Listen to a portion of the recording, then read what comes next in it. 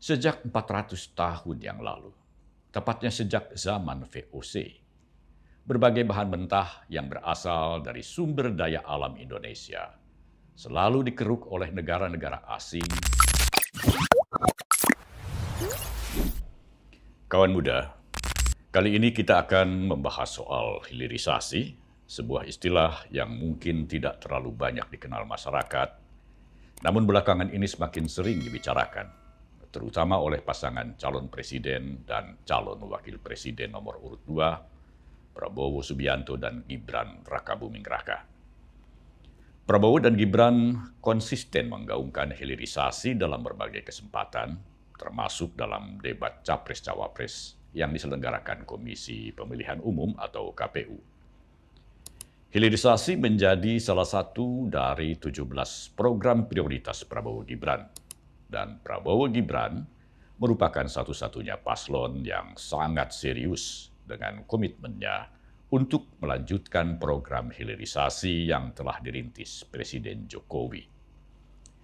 Betul sekali, kawan muda, hilirisasi adalah sebuah program yang sudah dirintis dan dijalankan pemerintahan Presiden Jokowi.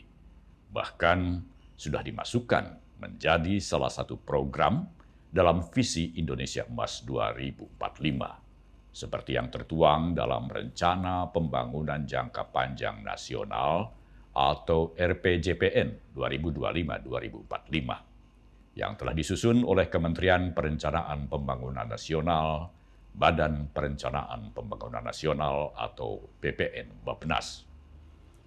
Jika menyebut RPJPN 2045, maksud saya 2024-2045 atau Visi Indonesia Emas 2045, itu berarti bahwa program-program yang menjadi andalan dalam menyongsong visi Indonesia Emas, termasuk di dalamnya hilirisasi dan industrialisasi, seyogianya akan dijalankan atau dilanjutkan oleh pemerintahan pasca pemerintahan Jokowi hingga 2045.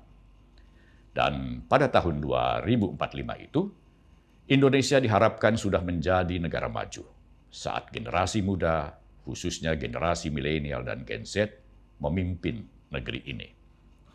Tetapi sekali lagi, hanya paslon Prabowo Gibran yang terus-menerus secara konsisten menyuarakan pentingnya hilirisasi ini. Baik, terima kasih. Saya tidak akan pernah bosan-bosan membahas hilirisasi.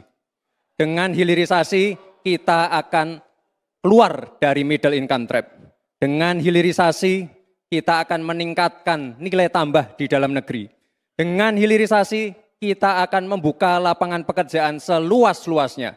Tentunya dalam pelaksanaannya dipikirkan aspek lingkungan, keberlanjutan, dan sosialnya. Hilirisasi ini adalah proses atau strategi suatu negara untuk meningkatkan nilai komoditas yang semakin bertambah yang dimiliki. Dengan hilirisasi, komoditas yang tadinya diekspor dalam bentuk bahan baku mentah diolah dulu menjadi barang setengah jadi atau bahkan barang jadi. Setelah itu baru diekspor. Dengan demikian, maka nilai ekspor negara yang melakukan hilirisasi tersebut menjadi lebih besar sehingga mampu meningkatkan perekonomian nasional dan membuka seluas-luasnya lapangan pekerjaan. Program hilirisasi pertama yang dilakukan Presiden Jokowi dimulai dengan melarang ekspor nikel mentah. Kebijakan ini sudah dijalankan sejak awal 2020. Kemudian dilanjutkan dengan larangan ekspor biji boksit pada 2023, menyusul nanti pelarangan ekspor konsentrat tembaga dan logam timah. Pelarangan ini sesuai dengan Undang-Undang Nomor 3 Tahun 2020 tentang pertambangan mineral dan batu bara atau minerba. Pelarangan ekspor bahan baku ini merupakan tahap awal program hilirisasi. Presiden Jokowi berharap jika program hilirisasi ini secara konsisten dilanjutkan oleh pemerintahan-pemerintahan yang akan datang, maka Indonesia akan menjadi negara maju pada tahun 2045 dengan angka pendapatan domestik bruto atau PDB mencapai 9 hingga 11 triliun dolar Amerika. Dan pendapatan per kapita Indonesia mencapai 21 hingga 29 ribu dolar Amerika. Dan nanti akan saya pesan juga kepada presiden berikut yang akan datang. Akan saya pesan, jangan sampai menghentikan yang namanya hilirisasi. Rugi besar kita. Karena kalau semua kita hilirisasikan, perkiraan hitung-hitungan Bappenas itu, 10 tahun yang akan datang, pendapatan per kapita kita akan mencapai 10.900 US dollar. 15 tahun lagi akan muncul angka 15.800 US dollar income per kapita kita, dan di Indonesia Emas tahun 2045 akan muncul angka kurang lebih 25.000 US dollar income per kapita kita. Inilah tujuan, goal kita. Tidak hanya visi besar, tapi kita harus memiliki visi taktis. Namun kawan muda, program hilirisasi ini mendapat tentangan yang sangat keras dari negara-negara maju, terutama negara-negara Uni Eropa. Negara-negara ini menggugat kebijakan hilirisasi, khususnya pelarangan ekspor nikel yang dilakukan Presiden Jokowi melalui Organisasi Perdagangan Dunia atau WTO. Dan Indonesia pun kalah dalam gugatan tersebut. Selain WTO, Dana Moneter Internasional IMF juga mewanti-wanti pemerintah Indonesia untuk mempertimbangkan kebijakan larangan ekspor nikel dan berharap tidak meluas ke komoditas lain. Meski demikian, Presiden Jokowi tetap bertekad melanjutkan kebijakan hilirisasi ini, walaupun kalah dalam gugatan WTO dan mendapat peringatan dari IMF. Pada saat kita stop tahun 2020, kita digugat oleh Uni Eropa, gugat di WTO. Tahun lalu kita kalah.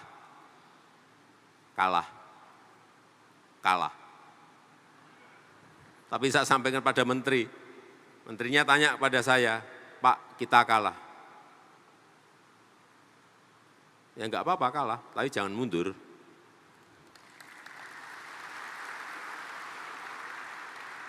Saya perintahkan, banding.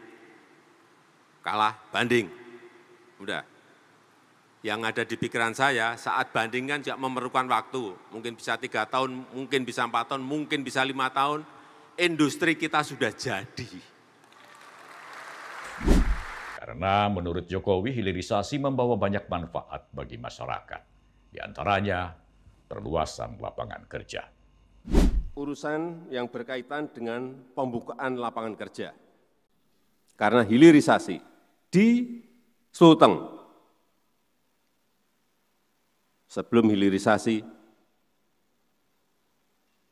hanya 1.800 tenaga kerja yang terangkut di dalam pengolahan nikel. Setelah hilirisasi menjadi 71.500 tenaga kerja yang bisa bekerja karena adanya hilirisasi nikel di Sulteng. Kemudian di Maluku Utara, Malut, sebelum hilirisasi hanya 500 orang. Setelah hilirisasi menjadi 45.600 pekerja yang bisa bekerja di hilirisasi nikel yang ada di sana. Jokowi mencontohkan, hilirisasi nikel di Sulawesi Tengah telah menyediakan lapangan kerja bagi sekitar 71.500 tenaga kerja. Padahal sebelumnya hanya menyerap sekitar 1.800 tenaga kerja. Kemudian di Maluku Utara, sebelum hilirisasi dilakukan, hanya ada sekitar 500 orang yang bekerja di pengolahan nikel. Tetapi setelah ada hilirisasi, jumlah tenaga kerja ini naik menjadi sekitar 45.600 pekerja. Bukan hanya lapangan kerja yang meningkat, kawan muda, tetapi negara juga mendapat keuntungan dari pajak pertambahan nilai atau PPN, pajak penghasilan atau PPH, royalti, dan penerimaan bukan pajak atau BNBP. Dan dari situ ada yang bertanya, "Loh Pak, negara dapat apa?" Itu yang menguntungkan pengusaha. Sebentar. Tadi angkanya 31 triliun. Negara pasti akan mengungut pajak, PPN, BPH, royalti, penerimaan negara bukan pajak, dan lain-lainnya. Dari angka 31 triliun. Kemudian melompat menjadi 510 triliun, juga dipungut PPN, BPH, royalti, penerimaan negara bukan pajak. Gede mana negara akan dapat? Saya kaget juga dapat angkanya. Tapi besar sekali. Kebijakan hilirisasi memang merupakan langkah berani Presiden Jokowi. Memang diperlukan keberanian yang sangat besar dari seorang presiden untuk tetap menjalankan kebijakannya meskipun ditentang oleh negara-negara maju yang merasa dirugikan dengan program hilirisasi. Sebelum larangan ekspor biji nikel diberlakukan, banyak negara, terutama negara-negara Eropa, mendapatkan keuntungan besar dari biji nikel yang mereka peroleh dari Indonesia. Karena produk jadi yang mereka olah dari biji nikel, seperti nikel pig iron atau besi mentah yang mengandung nikel, serta stainless steel dan baja paduan nikel, juga produk-produk turunan nikel lainnya, dijual ke negara lain termasuk Indonesia dengan harga mahal. Ini artinya biji nikel yang diekspor ke negara lain lebih menguntungkan negara tersebut ketimbang Indonesia. Sementara, jika biji nikel itu diolah di Indonesia sampai berbentuk produk jadi, maka Indonesia akan memperoleh keuntungan lebih besar dari hasil ekspor produk nikel yang diolah di dalam negeri.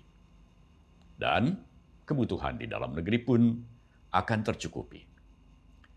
Presiden Jokowi mengungkapkan, sewaktu Indonesia mengekspor biji nikel yang masih berupa bahan mentah, Indonesia hanya memperoleh sekitar 1,1 miliar dolar Amerika.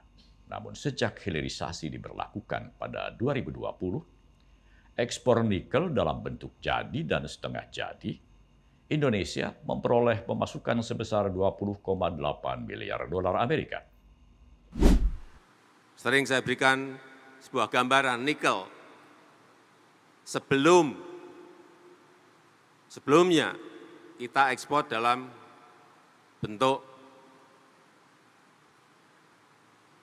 raw material, dalam bentuk bahan mentah.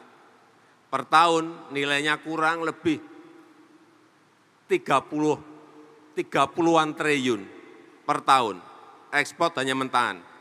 Begitu mulai kita stop tahun 2020, stop ekspor harus dalam bentuk barang setengah jadi atau barang jadi.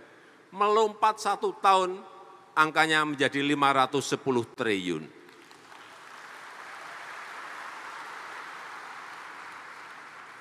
Itu baru satu barang.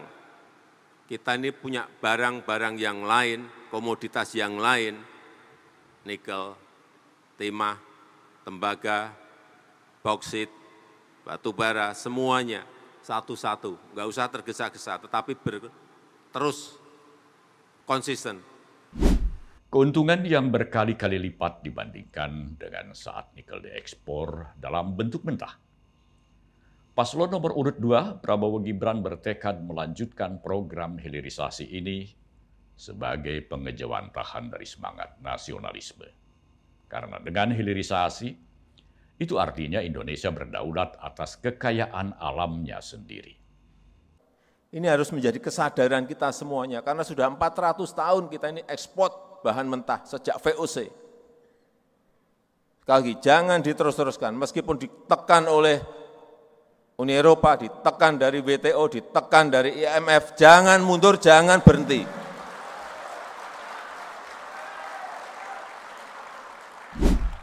Sejak 400 tahun yang lalu, tepatnya sejak zaman VOC, berbagai bahan mentah yang berasal dari sumber daya alam Indonesia selalu dikeruk oleh negara-negara asing sehingga Indonesia tidak bisa menikmati kekayaan alamnya sendiri secara penuh. Prabowo Gibran berkomitmen untuk menyudahi campur tangan asing dalam mengelola kekayaan alam Indonesia.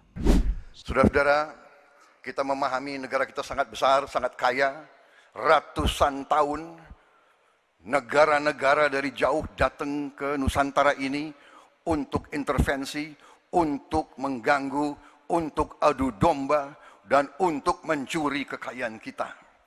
Sampai kita merdeka, kita pun harus berhadapan dengan kekayaan alam kita diambil dengan murah. Karena itu, untuk kita menjadi negara makmur, untuk kita menjadi negara sejahtera, untuk rakyat kita hidup layak, punya pekerjaan layak, kita harus menjaga kekayaan kita. Kita harus menjaga dan habis itu kita harus mengelola kekayaan kita. Salah satu caranya adalah dengan melanjutkan program hilirisasi di segala bidang. Dengan demikian, visi Indonesia Emas 2045 dan rencana pembangunan jangka panjang nasional 2025-2045 bisa terwujud seperti yang dicita-citakan. Untuk sementara kita sudahi dulu sampai di sini kawan muda. Salam Min Mot. Prabowo Gibran, Man of Our Time.